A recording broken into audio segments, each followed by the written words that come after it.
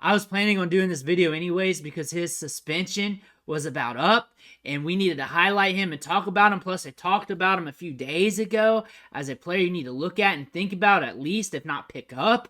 But now news hits and the NFL has reduced Jameson Williams' suspension. He's going to be back next week, which is going to be a big deal because when it comes to the wide receiver position, there's not many stashes to look at. There are not many guys just sitting out on waivers with immense upside, game-breaking upside that could really help fantasy teams out there. There's a lot of guys who can waltz into opportunities here and there, maybe have some plus matchups here and there, give you some fantasy production, but not many guys with first-round draft capital who were dominant at the Power 5 level for at least 1 year and explosive that can take the top off the defense like Jameson Williams. We're going to look at the news, the facts, the data right here to see whether or not you need them. But what you really need to do is hit that subscribe button right now. Stop missing out on these deep dives because we always deep dive these waiver wire players. Sometimes we do it multiple times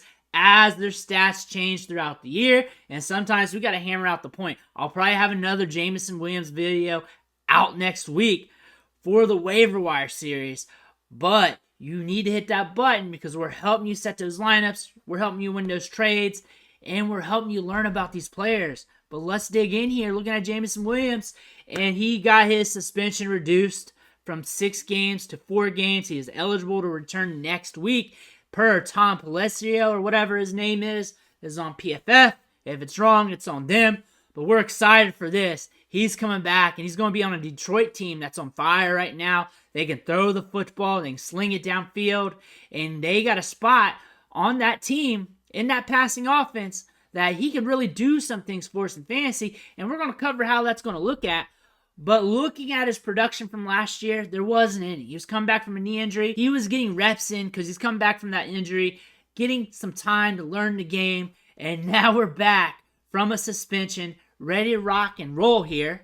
Going back to what he did in college, he blew up at Alabama during his final season. He transferred from Ohio State to Alabama, 1,500 yards, 15 touchdowns.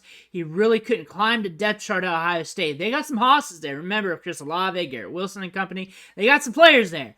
He couldn't compete with them, but it's tough to compete with those players. Went over to Alabama, instantly produced at the SEC level his ADOT with 2 different collegiate programs. 13.2, 18.6, 14.5. Deep threat city with this guy. 14.7 ADOT on his career. 3.12 yards per route run in the SEC. 722 yards of yak. 9.3 yards after the catch per reception.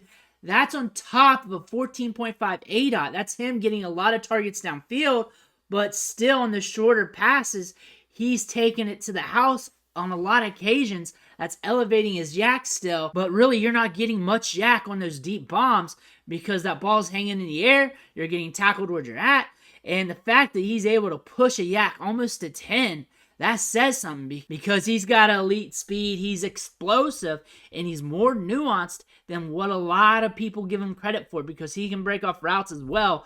And going back to the draft capital here, drafted at the 12 spot here. High-end draft capital because Detroit wanted that speed. They needed someone that can stretch the field. You look at that offense. That's the one thing they really need. Someone to take the top off. 6'1", 180 pounds. Pretty much average size now for the wide receiver position as we're getting leaner throughout the years here. But we got that Will Fuller comp, and that's like perfect for him. That's a perfect comp here because I see him taking the top off the defense routinely, getting air yards, game in, game out. If he brings in 1 or 2 catches, we're talking about a big performance. If he doesn't, we got a bust performance. Will Fuller effect, as I talk about with a lot of players, is living inside Jameson Williams because if he brings in a couple of those deep balls, you got a huge game. You got a splash guy here. If it doesn't happen, you got a bust game. That is Will Fuller effect right there. He's a splash guy, boom bust guy, whatever you want to call it. Well, we know Amon-Ra St. Brown's going to soak up the targets. Sam Laporta is getting targets. We're getting targets to the running back. There's not too much volume to eat. But this dude's going to eat air yards. And that means in plus matchups, you need a wide receiver. You put him in your lineup. You close your eyes. You hope he brings a couple balls down, and you know you got a big game. If he doesn't, you got a goose egg. But that's the Will Fuller life, and we're going to live with that with Jameson Williams. 65 plays per game, 35 pass plays per game. Even though this team is trying to run the ball a lot, they still want to throw the football. And look at the ADOTs on this team here. Average air yards per target here, 8.8, 12.3 with Josh Reynolds. You don't want that with Josh Reynolds. You'd rather have that with Jameson Williams. Reynolds is a veteran. He is very dependable, but still, a 9-route guy taking the top off is something you want. 14.7 with Khalif Raymond. You know they want to stretch the field. You know you want to get vertical, allow Amon-Ra to eat underneath. This is going to help Amon-Ra St. Brown as well. And you're going to see this guy get some deep balls, get some air yards, especially as he gets acclimated.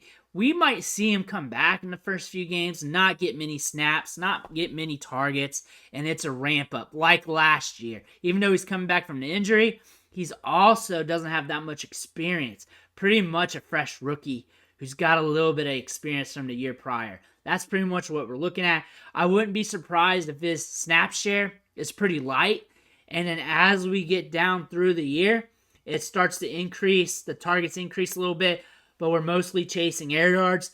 That's what I see out of Jameson Williams. So if someone sees this video and you're like, you missed on him, that is really my take. I think it's going to start off slow. We might get a snowball effect, but I really see like a Will Fuller effect over the long term, later this year, middle of this year, next year, throughout his whole career, where he's a boom-bust candidate, and he has the potential to give you 30, 40-point weeks, and those games are going to be up and down. You might get a couple a season, 3, 4, 5 a season, and then the lows are going to be low. Amon-Ra St. Brown's going to push for a 30% target share. You're going to see targets go to Sam Laporta, the running backs. Josh Reynolds is still going to be using this offense because he's a veteran. He's very crafty. He's very nuanced. He's dependable. You're going to see that, but you know they want to stretch the field. You can tell by the ADOTs on these other players. You can tell by the air yards on some of these other players. Khalif Raymond has 162 air yards right now. They'd rather have that go to Jameson Williams because he can stretch the field better than most players and wide receivers in this league because of that deep elite speed here. Looking at the schedule here, we got some games here that could go off. Saints, Chargers. And then we also got Bears, Packers again. We got the Vikings later. That could be a game he goes off in. So some of these matchups is what you're playing here, and you're hoping for the best. And some of them, you know you're probably going to want to put them in the lineup. And other ones, maybe not. But all it takes is one bomb. Maybe two. You got yourself a huge week from this guy. And you need him because you need a stash at wide receiver. There's really nobody to stash at wide receiver. There's not nobody. This is about it. He's a top-end deep threat who will get air yards and deep targets. And if he brings 1 or 2 in, you're talking about a big week. If he brings in more than that, splash game, huge game. He's going to score some touchdowns this year probably. And imagine there's going to be a ramp-up period. But you're going to have to be patient over the first couple weeks or buy in after that too because it will be cheap then as well. You don't need them because you don't have the space. You don't want to watch the ramp up time. You don't trust them. You don't want a boom bust player. You don't play like that. You rather stash running backs. You got other motives here. You rather do that. I like stashing running backs better than wide receivers. But if you're looking for a deep threat here that could splash on you anytime throughout the season, Jameson Williams could be it. Let me know what you think in the comments below. I want to hear about it. Make sure you hit that subscribe button on the way out. Thank you for watching. Catch you on the next video.